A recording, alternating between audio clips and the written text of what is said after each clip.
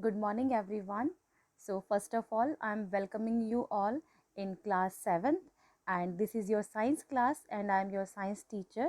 So, students, today we are going to start our chapter 1, that is nutrition in plants. So, first we will go through the book, then I will explain you. So, students, now we are starting our chapter 1, that is nutrition in plants. In class 6th, you learned that food is essential for all living organisms. You also learned that carbohydrates, proteins, fats, vitamins and minerals are component of food. These component of food are called nutrients and all necessary for our body. All living organisms require food, but plants can synthesize food for themselves, but animal including humans cannot. So students, now you know that all living organisms need to perform certain basic life process like nutrition, respiration, growth and reproduction for their survival. So to perform all life process, every organism requires a daily supply of energy, and the food we eat provides us energy. Now we already know about the various components of food like proteins, carbohydrates, fats, vitamins and minerals. So these are called nutrients, and the nutrients enable living organism to build their body, grow, repair damaged part of their bodies and provide energy to carry out life process. Now we know that plants can prepare their food by themselves, but humans and animals are depend on the plants directly or indirectly for their nutrition. So in this chapter we will study about the nutrition in plants. And what is nutrition? Nutrition is the process of taking food by an organism and its digestion, absorption and utilization by the body. So what is nutrition? Nutrition is the process of taking food by an organism and its digestion, absorption and utilization by the body. Now like us, plants also need nutrients to survive. So in this chapter we will study about nutrition in plants, and we know that humans and animals are depending on the plants for their nutrition. So first we will study mode of nutrition in plants. What are the modes of nutrition in plants? So there are two modes of nutrition in plants. They are autotrophic and heterotrophic. So plants are the only organism that can prepare food for themselves by using water, carbon dioxide and minerals, and the raw material are present in their surrounding. The nutrients enable living organism to build their body, to grow, to repair damaged part of their body and provide the energy to carry out life process. And what is nutrition? As you know, nutrition is the mode of taking food by an organism and its utilization by the body. So the mode of nutrition in which organism make food themselves from simple substances is called autotrophic. Auto means self, trophos means nourishment. So we can say autotrophic means self nourishment, or we can say self nutrition. So therefore plants are called autotrophs, and animals and most other organisms take in food prepared by plants. So they are called heterotrophs. Hetero means other. So students, what is the meaning of autotrophic mode of nutrition? The word auto means self and trophos means nutrition. Thus, autotrophic means self nutrition. So, what is autotrophic mode? We can say the mode of nutrition in which an organism makes its own food from simple substances like carbon dioxide, water, and minerals that is present in the surrounding is called autotrophic nutrition. And the organisms having autotrophic mode of nutrition are called autotrophs. For example, green plants and some bacteria prepare their own food by the autotrophic mode of nutrition. So they are called autotrophs. Now what is heterotrophic mode of nutrition? So the word hetero means other and trophos means nutrition. So heterotrophic means nutrition obtained from others. So the mode of nutrition in which organism cannot make its own food from the simple substances but obtains ready-made food made by green plants directly or indirectly is called heterotrophic nutrition. An organism having heterotrophic mode of nutrition are called heterotrophs. So animals and non-green plants have heterotrophic mode of nutrition and are called heterotrophs. So now it is clear what is autotrophic mode of nutrition and what is heterotrophic mode of nutrition. Now we may ask where the food factories of plants are located and whether food is made in all plants or parts of a plant or only in a certain parts.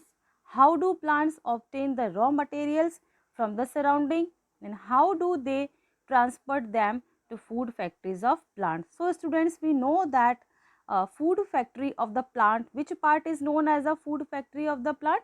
Leaf, because photosynthesis process is done by the leaf, or we can say photosynthesis is the process by which plants can prepare their food. So photosynthesis process is done in the which part of the plant?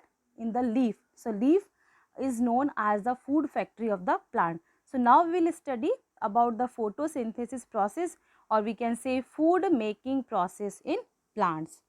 Green plants are autotrophs and make their own food by the process of photosynthesis.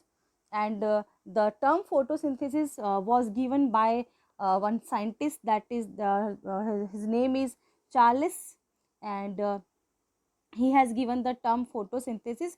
Photo means light and the synthesis means to build. So the photosynthesis means building up the light, building up the light. That means the leaves of the plant are green because they contain tiny green colored bodies called chloroplast, which contain a green pigment called chlorophyll. So the chlorophyll uses the sunlight, we can say, as a solar energy to prepare the food from carbon dioxide and water. So the food prepared by the green leaves of the plant is in the form of simple sugar, that is called glucose.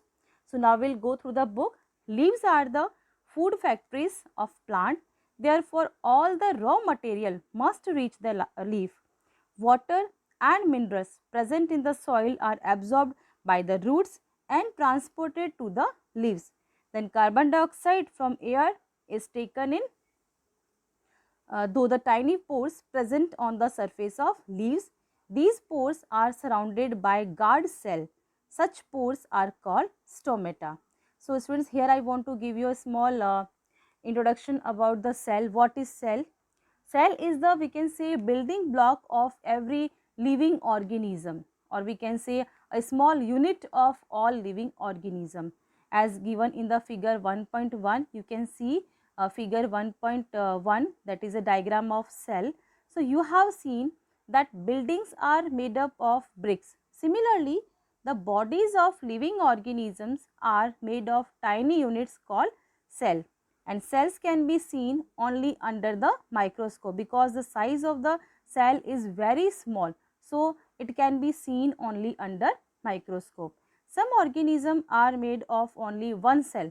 That's why they are known as unicellular or single celled organism. The cell is enclosed by a thin outer boundary called cell membrane. As you can see in this figure also, this is cell membrane. It is the outer covering, we can say, of the cell. Then most cells have distinct centrally located spherical structure called nucleus, and the nucleus is surrounded by a jelly like substance called cytoplasm. So this is the introduction of a cell, and cell is having a many organelles also that you will study in the further chapter. So this is all about the cell, and now we are talking about the stomata. Stomata are the tiny pores that are present on the lower surface of the leaf, and the pores are surrounded by the guard cell that are guard cells are responsible for the opening and closing the stomata.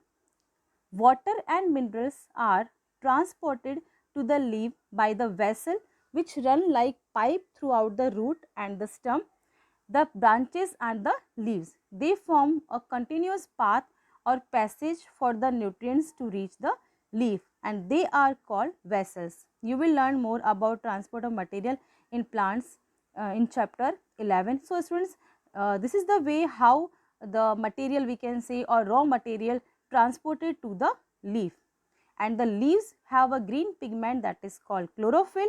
It helps leaf to capture the energy of sunlight. Then plants convert this sunlight into chemical energy, and this energy is used to prepare or synthesize food from carbon dioxide and water. Since the synthesis of food occur in the presence of sunlight, it is called photosynthesis. As I have explained, photo means light, synthesis means to combine or to build. So, we find that chlorophyll, sunlight, carbon dioxide and water are necessary to carry out the process of photosynthesis. It is a unique process on the earth. The solar energy is captured by the leaves and is stored in the plant in the form of food. The sun is the ultimate source of energy for all living organism. So, students, this is all about the photosynthesis. So, what is photosynthesis? We can say the process by which green plants make their own food from carbon dioxide and water by using solar energy in the presence of chlorophyll is called photosynthesis. And student, oxygen gas is released during photosynthesis. Clear?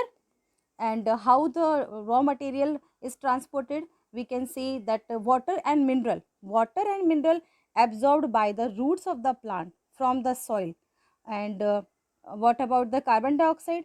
The green plants take carbon dioxide gas from the air for carrying out the photosynthesis, and we know now tiny pores are there on the surface of the leaf that are called stomata. These pores are surrounded by the guard cell, and the guard cell control the opening and closing of the stomata. So, the carbon dioxide gas enter the leaves of the plant through the stomata.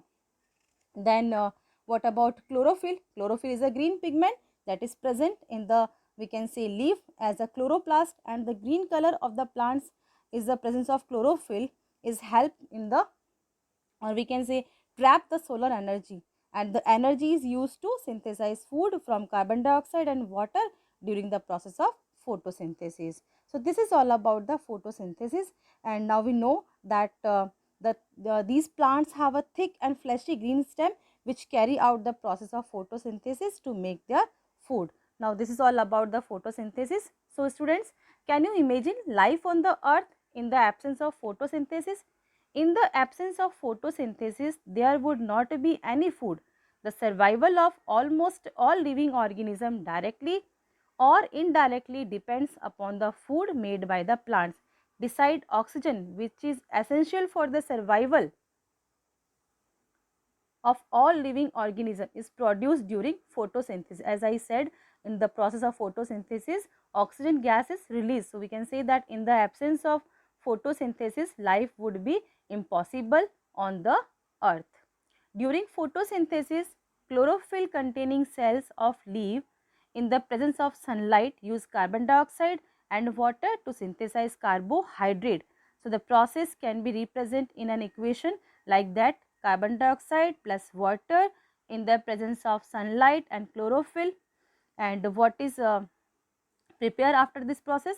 Carbohydrate and oxygen gas is released. So, this is all about the process of photosynthesis, and this is the diagram of stomata. You can see the stomata, stomatal opening. You can see stoma is a single stomata, and it is surrounded by the guard cell, and guard cell are responsible for the, we can say, opening or closing the stomata. And you can see the structure of leaf also. Stomata is showing here, and this is a diagram showing photosynthesis.